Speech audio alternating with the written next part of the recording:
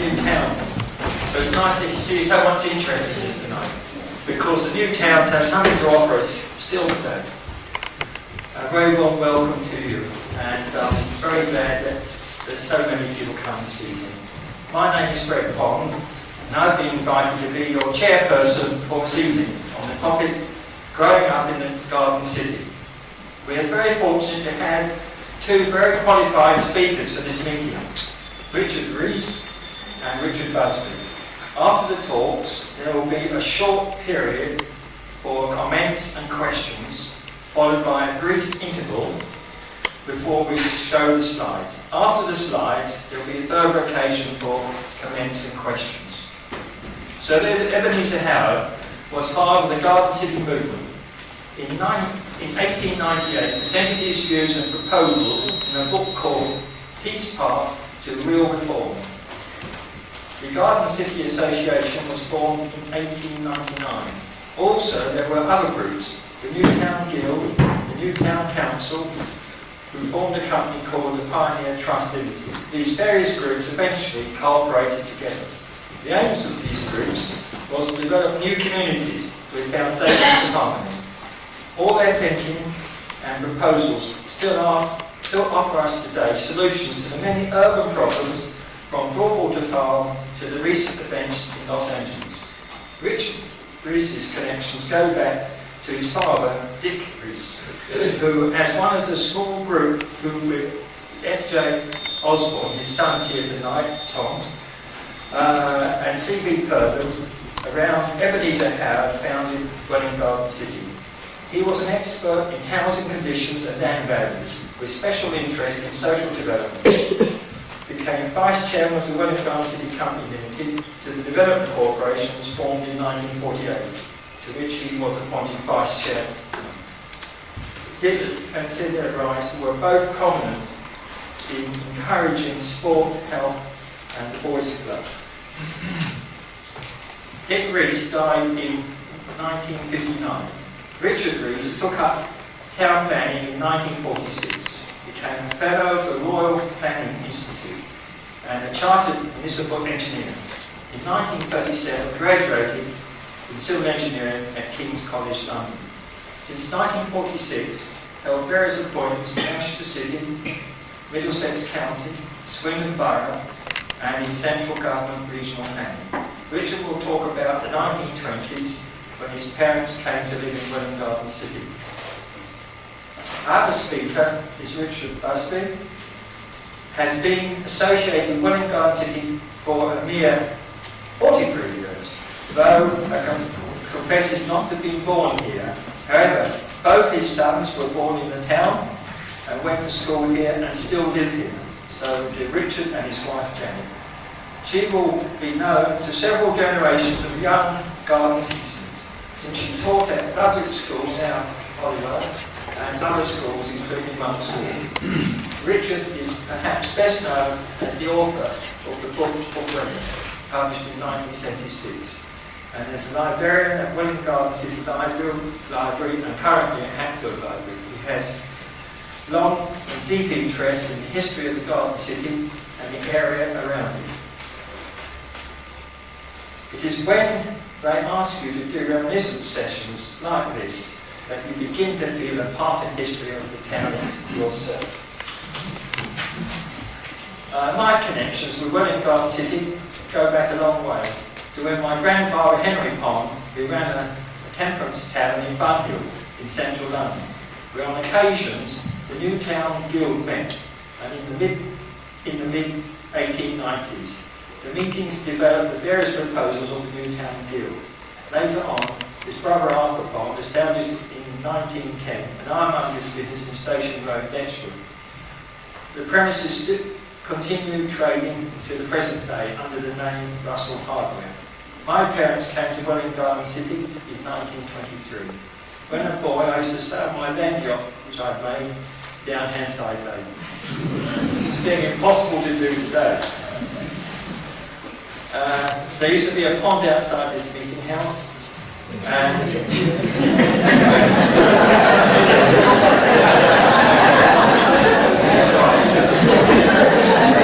the best frogs born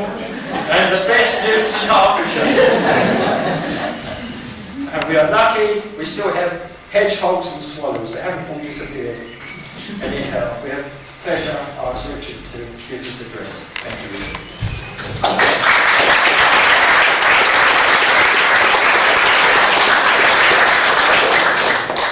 Could I just mention, in case anybody hasn't appreciated, the audio induction loop is switched on if anybody wants to use it.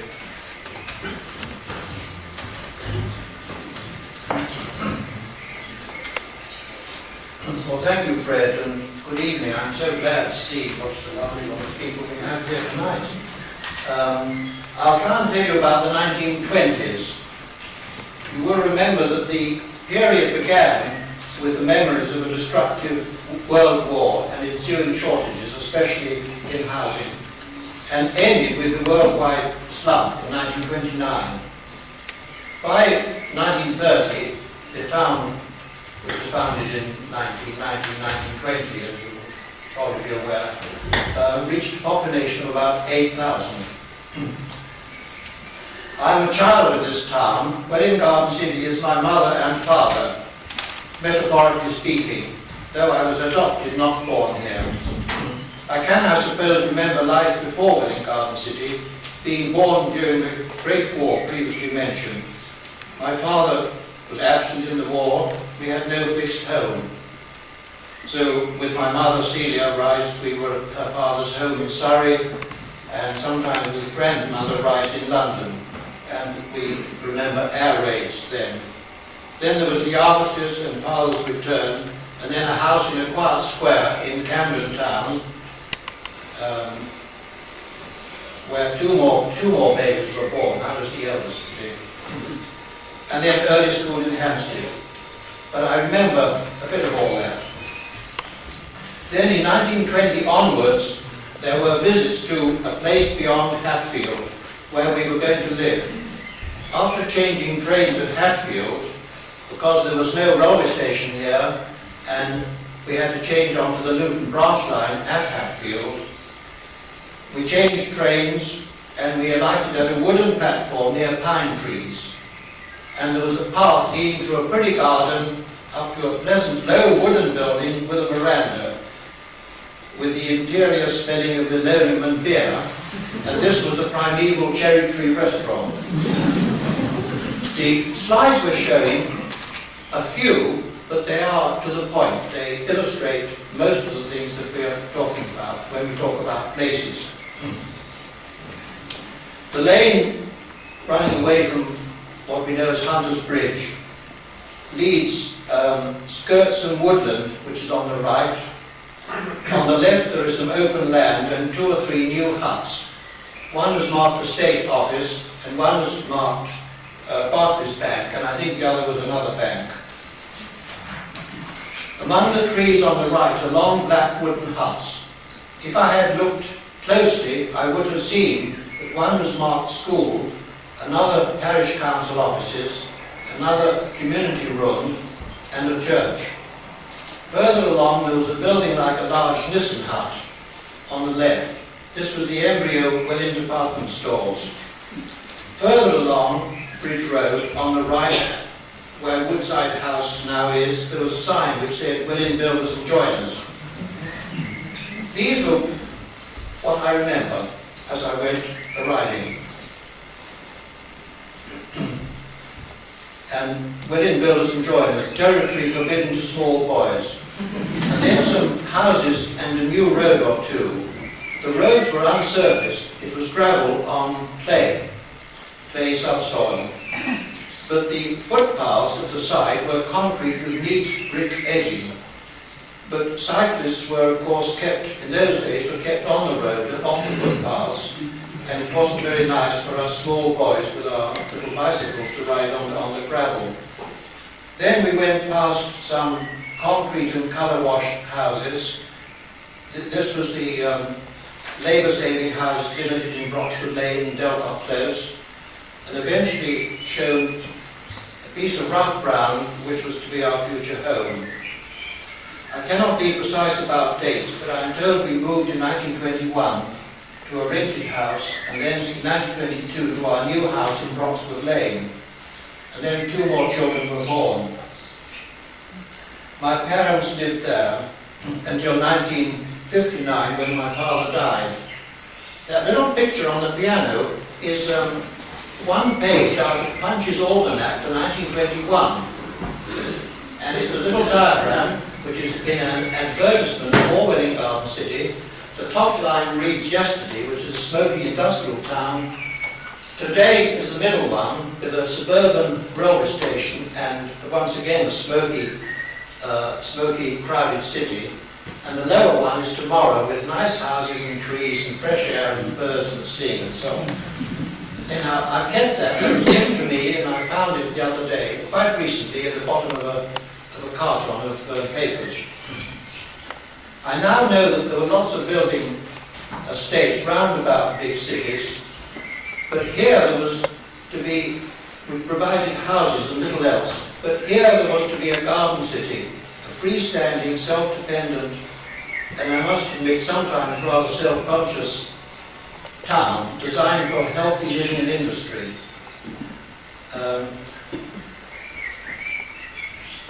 Providing, well, you've had part of the story already, providing a full social life but not larger, with workplaces and houses and playing places and schools.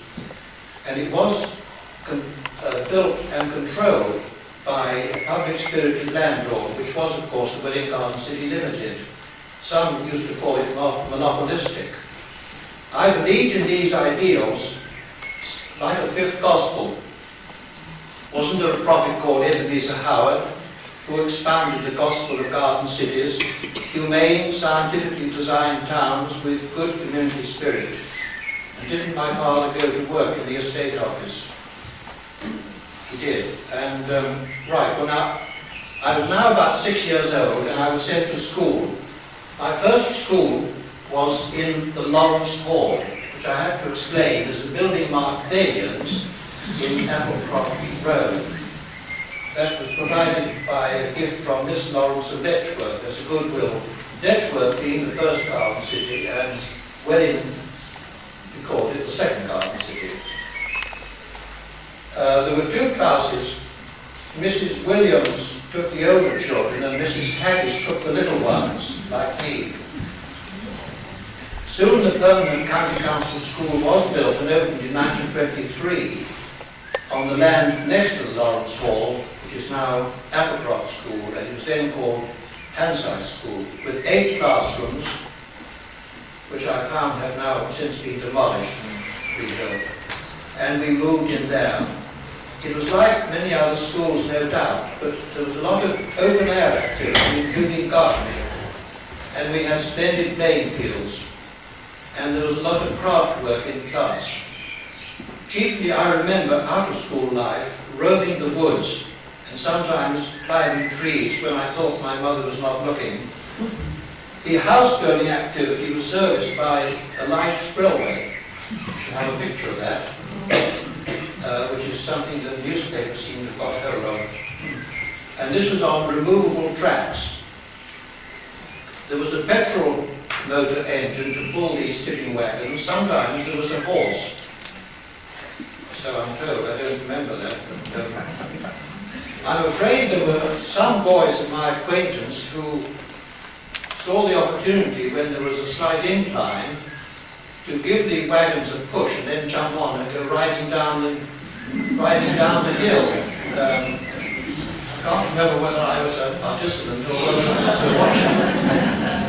At any rate, I do remember the naughty thrill it gave us. I was a participant, I have to admit. That was Dr. Tom Osborne. A word about the woods, wood and Broxwood. These had been commercial and sporting woodland. Coppicing and timber felling had left quite a lot of it rather open, and this allowed a denser ground cover with a lot more wild flowers and more bracken.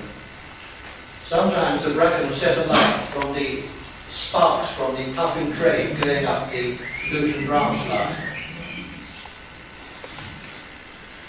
The wildflowers, I I don't remember them very distinctly, but I believe there were a lot. But I also gathered from newspaper reports that they were the new residents would often go out and help themselves to the wildflowers, and so nowadays we don't have that many wildflowers.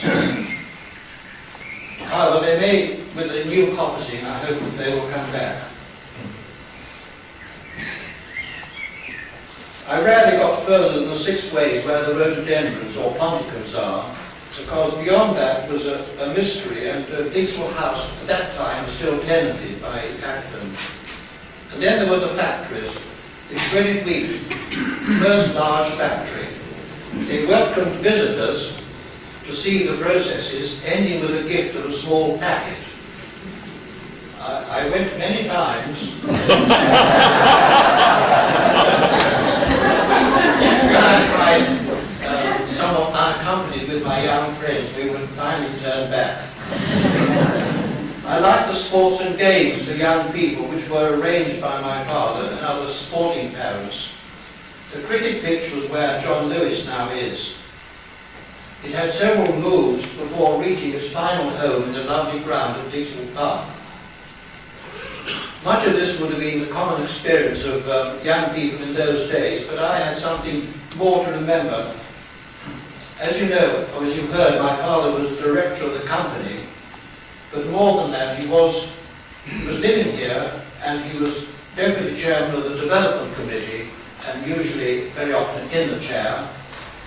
Result was that he knew what was going on, and he used to take me during, I suppose, holidays, school holidays, to see places, houses, roads, works. I especially remember the new pumping station for the water supply in the Mimran Valley.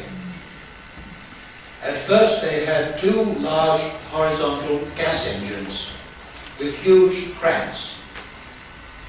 And these were quite fascinating to watch. But nowadays, my last visit, they have the centrifugal pumps, which of course are practically invisible. And then across the branch line where Roundwood Drive now is, there were the brickworks. And then there was the bakery with Mr. Curry, the baker, and the laundry and the joinery works, which I already mentioned, where here there were doors and frames and various mouldings and window frames were cut. There was no buying off a supermarket shelf in those days. And then there was a plant nursery and more factories and steel fabricators like Dorney. And then there was the early Murphy radio and the film studio and the foundry and factories making corsets and bicky pegs, etc., etc. Then we watched the cows being milked and milk bottling in the barn. And I mean this barn in Hanside Lane, where you now watch plays. I think we can produce a picture of that. The estate was farmed by the Newtown Trust Agricultural Guild, as Fred mentioned, in the early days, and later by Sheriff. There were then, as there are now, lots of clubs, societies and associations. I'd like to mention 3. The first, or one was the Education Association, where W.R. Hughes and John Cheer and my father were some of the chief people in that. Later on, I was on the board myself. It started the first school. It owned and managed the Lawrence Hall, which I mentioned, and the back house room, and it held adult education classes. In the 50s, most of these functions were taken over by the County Council and the WEA and so forth, and the Education Association came to an end. The other is the Health Association, which my mother will ever be associated with. She wrote its history, Weatherby, chairman. The Health Association was a comprehensive health care for people in the town, organised by voluntary effort with a very small subscription before the National Health Service came in 1948. And then there was the Padre Boys Club, which my father was especially interested in promoting.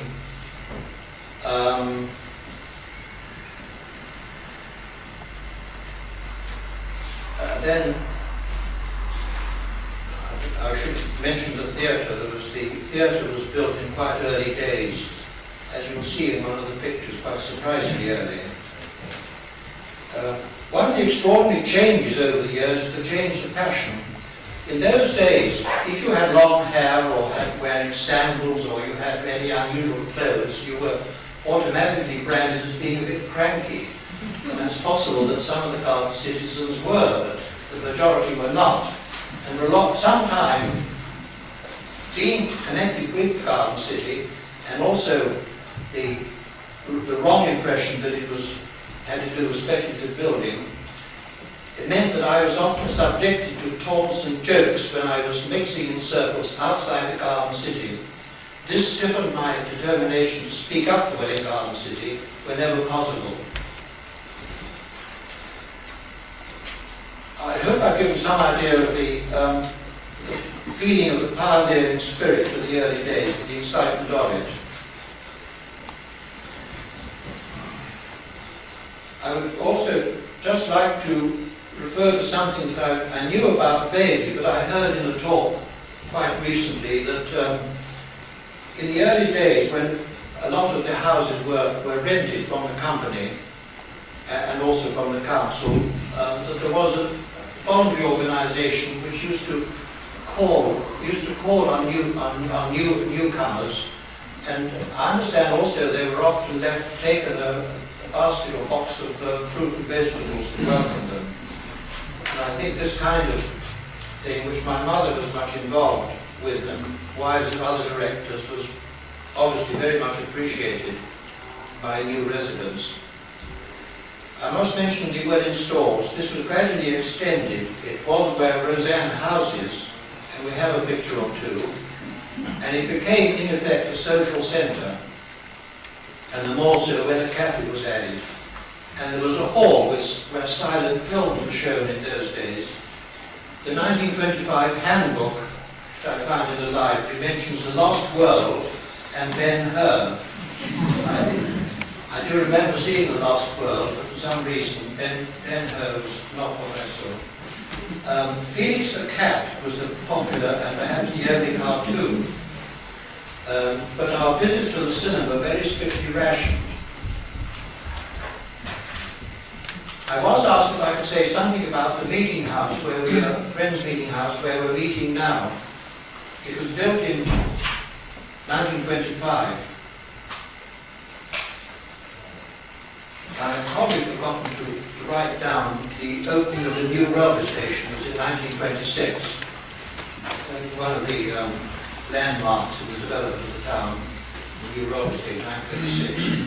Friends Meeting House built in 1925.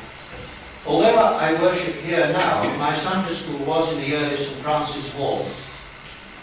I do remember many Quaker families, either because they were children of my age, because there were children of my age, or because families were working in the Newtown Trust. In fact, the place seemed to be swarming with Quakers and children of Quaker schools in those days. Edward Backhouse was the chairman of the Newtown Trust. That was not the company, the Newtown Trust. And his memory is perpetuated in the Backhouse room. At first, friends, that is to say the Quakers, I'm now talking of the Society of Friends and Quakers, met in each other's houses to begin with, and then in the Backhouse room, and then finally, as numbers grew, this meeting house was built, designed by the architects Clapham Lander and Kemp. They had also been building in Letchworth, and they also built a number of houses and designed the Lawrence Hall in Welwyn Garden City. And some of their family are still around here, I'm pleased to say. I can only sketch briefly the years up to 1948, because I think that's where Dick Busby, and I'm very pleased to have him as a colleague on this platform. The town continued to grow, and it was a hard uphill task for those governing it. There were the years of depression, 1930 onwards. I remember the Rotary Club brought parties of boys from Jarrow for a holiday, and I used to conduct them on a visit to London. And there we met the redoubtable Ellen Wilkinson in the House of Commons, because she was the Member of Parliament for Jarrow. I used to feel that when the population was about 14,000, it was a nice size for a town, and it was that size at the end of the 1930s. But then the war brought special problems, including evacuation and housing shortages. And then we move on to the New Towns Act of 1946 and the creation of new towns. I need perhaps repeat the opposition of the company to that, well-founded opposition to the designation and taking over Welwyn Garden City as a government new town to complete it. But however, when it was decided and there was no appeal, my father was one of those who was invited to join the new development corporation, and he resigned from the company and went over to it to continue with Louis Soissons and a number of other officers of the company. I've tried to give the impressions of an impressionable child. It is not a scientific history. For that you have a number of books and papers by F.J. Osborne, by C.B. Purdon, and some papers by my father, and others. The Building of Satellite Towns by C.B. Purdon, for example. Satellite town being another synonymous really with New Town or Garden City. And then the genesis of Welwyn Garden City, which I do urge you to read. It's quite short. There's a copy down there, I noticed, by Sir Frederick Osborne in 1970. And then you have the three recent histories. The author of one, Richard Busby, is with us tonight. The other was Roger Filler, I don't know if I haven't seen him. And Maurice de Soissons, the son of the architect, Louis de Soissons.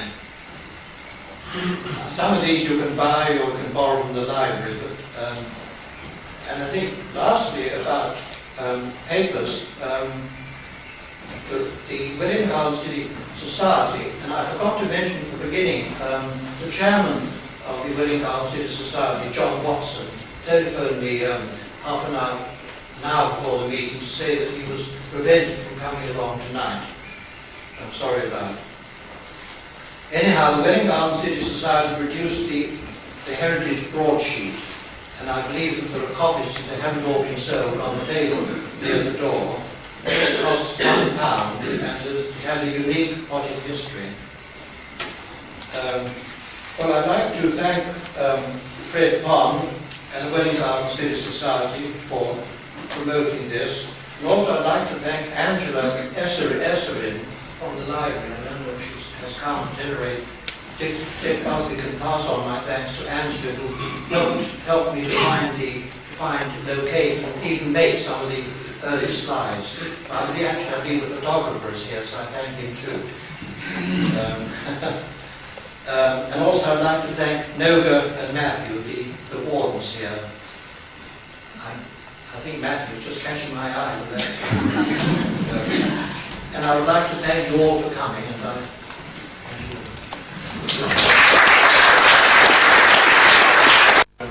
dwellings to begin with, and then various offices. Those huts are in that wood, and that's the direction of what is now the White Bridge. Now, it surprised me to see there was so little other building, yet the theatre was there. I should think that C.B. Purdon and F.J. Osborne had something to do with this. Just one house on this side of the park. There was some on there, I think including number 40 actually, just from that there. The beginnings of art is back, and what again amazed me when I looked at these early aerial photos with so few houses, that the planting, the landscape planting in Parkway was put in at a very early stage to get that going. I can't tell you whether the railway station was here at that time, but you can, I can see the goalpost here when this, and I can see the marking out of the football pitch when this was used as a sports ground. That's where the John Lewis partnership stores. Right. I don't know if there's anything else on that one. Is that Munt's Stores. shop? There's the garage, and I think it was Munt's there. And there weren't tennis courts down there. I think these are the huts are still there. I'm not sure whether that was the Barclays or whether that was the estate It office. was the fire station, actually. Fire station. There's another view of that. Position, but the camera slewed round a bit.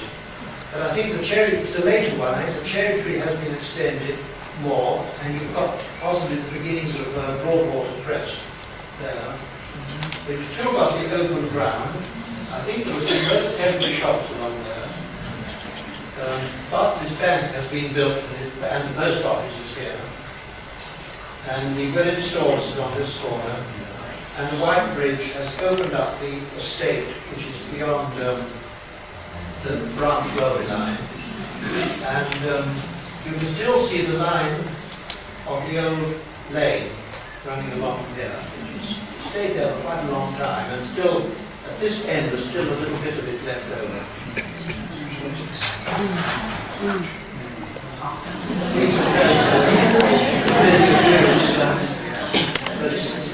Trade wheat,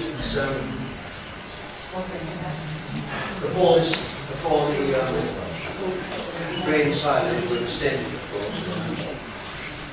And the next one is another factory, one on the other side from the railway line of the trade wheat and the film studio. Frederick Osborne told me a rather nice story about the shredded wheat. He said that during the war, the shredded wheat factory was camouflaged. And in order to test how good the camouflage was, somebody went up in an aeroplane to have a look at it from above. When he came back, he was asked, well, how good does it look? And what does it look like? He said, it looks just like the shredded wheat factory with camouflage.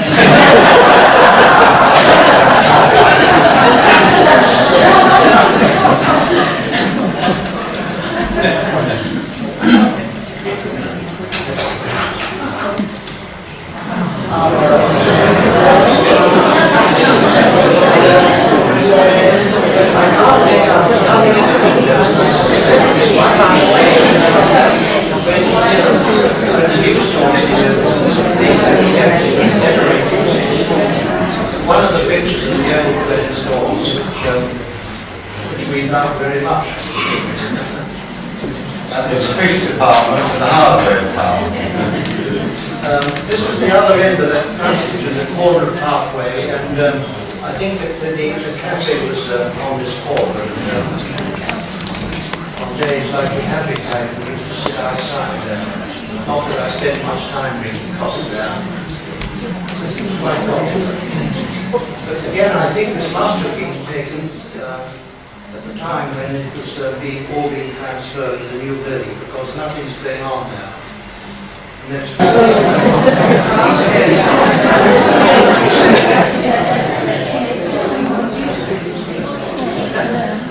The next one. Oh, this was here is Mr. Neville Chamberlain, who came along to open the railway station. Those of you who have seen the film, and I think probably many have seen the film, which repeats the visit of Neville Chamberlain several times. This is Sir Neville Chambers, we think, and we think this is Mr. W.C. Hall, who was the farmer at Penside Farm, and was chairman of the council and all kinds of public works. Right? And I suspect the way this fellow's standing is my father. we think that he was a sort of aide-de-camp to Chamberlain, and the station master is one of them as well. Maybe we haven't got a complete story on this one. 1926, right. We had to put the theatre in, which of course was mostly showing films. when it was standing there as a theatre for the drama festival, which starting tomorrow. And there were little shops at either side, which was the nursery school in Applecroft Road, just almost next door to the Applecroft School, next door to what was the hospital.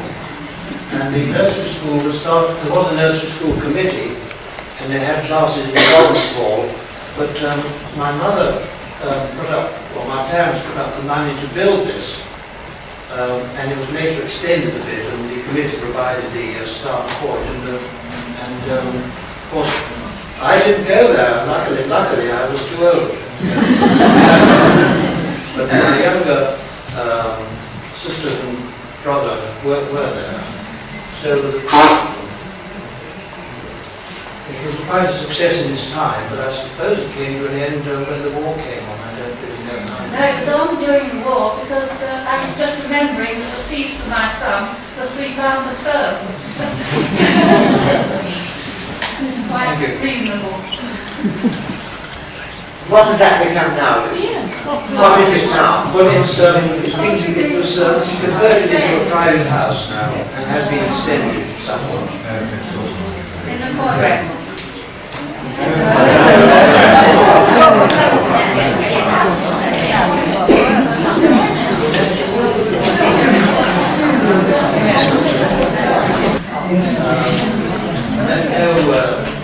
Fred explained every knowledge of it. It was one house. It was lived in by Emil Davis, who was a prominent alderman of the County of London.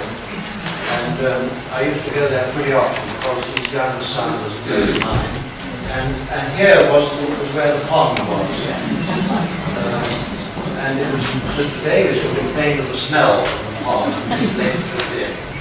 And there was now a tree there. I don't think it was, and this has been demolished as has been many happy days there. It's changed a bit. I picked it up, this out in the hot weather to show the children paddling in the lee, just about where the present, just below where the present bridge is. But the old bridges, there were two bridges apparently. I don't remember very well. One was there, another one you can just see there. And this was Stanford Road, goes up towards in that direction. That's the doctor.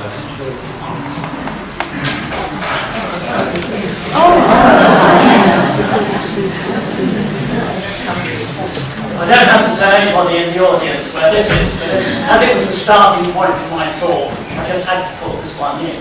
Although this was taken obviously from an old and not terribly good postcard at the time.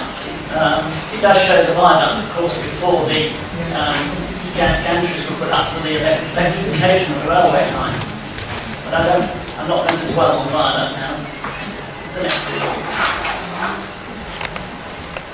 I mentioned coming over Harwood Hill and down to Dixwell Lodge Farm. So here's Dixwell Lodge Farm on the right-hand side. When it was very foggy and you came down this hill, it was very easy to finish up in this field here. It was so thick sometimes you just could not see in front of you, especially on a bicycle. But this was the farm I mentioned in such nostalgic terms, with the old farmhouse opposite, Dixwell Lodge Farm, which had a swimming pool just to the side of the house there. And now, of course, all that remains, as I said, is the vineyard barn, one of the outbuildings at the back of the farm here. So that's just a happy memory of a piece of Garden City that's now gone. You have to remember, there was mentioned it in the talk. You all know it, you've all seen it. It must have been one of the most photographed and painted road scenes in Welwyn Garden City. But when I first knew it, which was in the autumn of course, it wasn't looking so splendid as I went on my way to Sherrisford School. Right, next please. This was the vista of which I spoke as you come over the White Bridge, over the Hatfield to Dunstable Railway. It's still instantly recognisable as you come up Dixon Road, with the entrance to the school, Sherrisford School, just on the other side.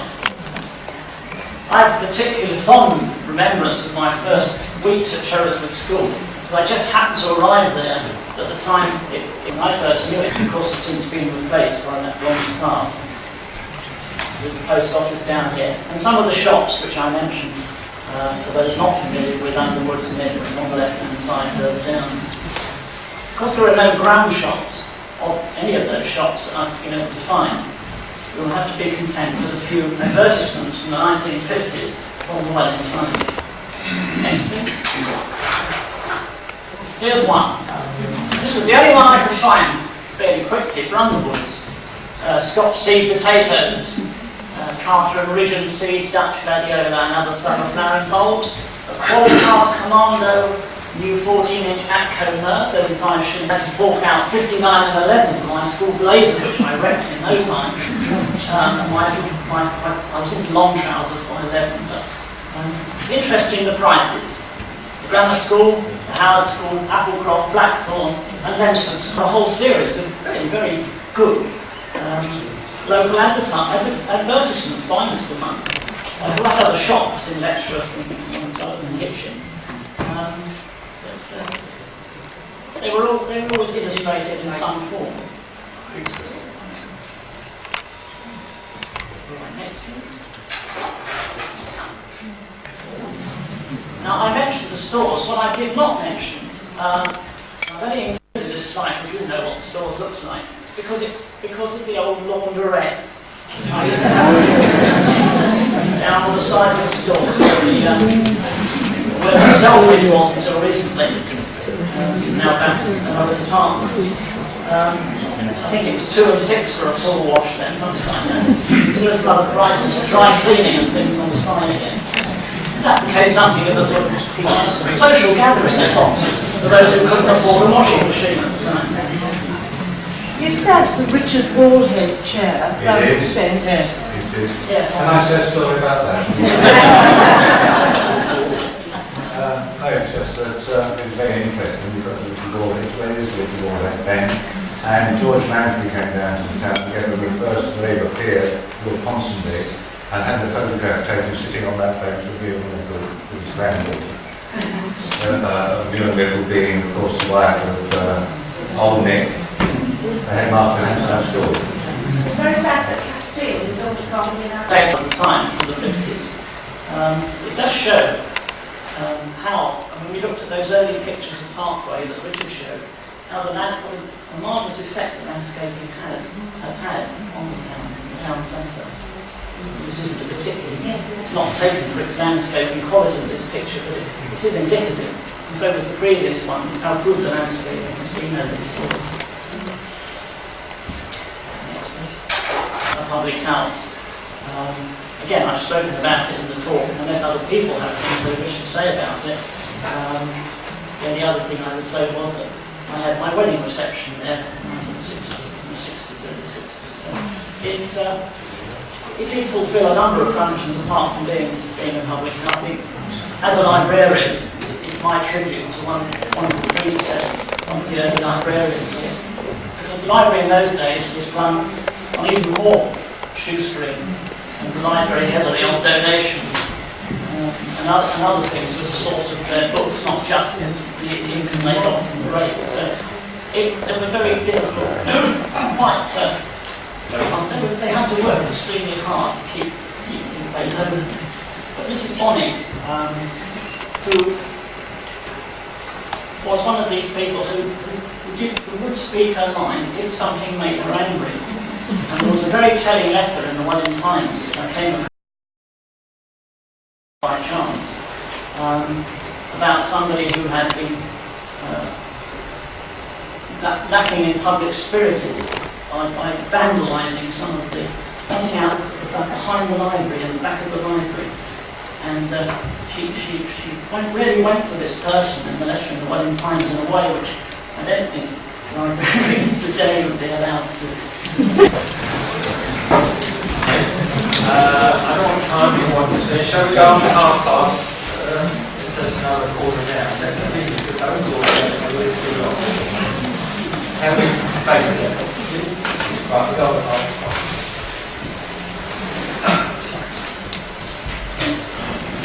Yeah, I must go start the ball rolling again.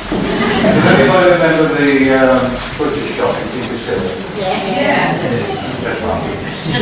If anybody doesn't know of it, there is some literature, I think still outside. Is the Garden City Society store still there? Yes. Yeah. In the lobby, in the foyer, there's a table with literature about, a leaflet about Welwyn Garden City Society and copies of the Welwyn Garden City Society Heritage Map on sale there.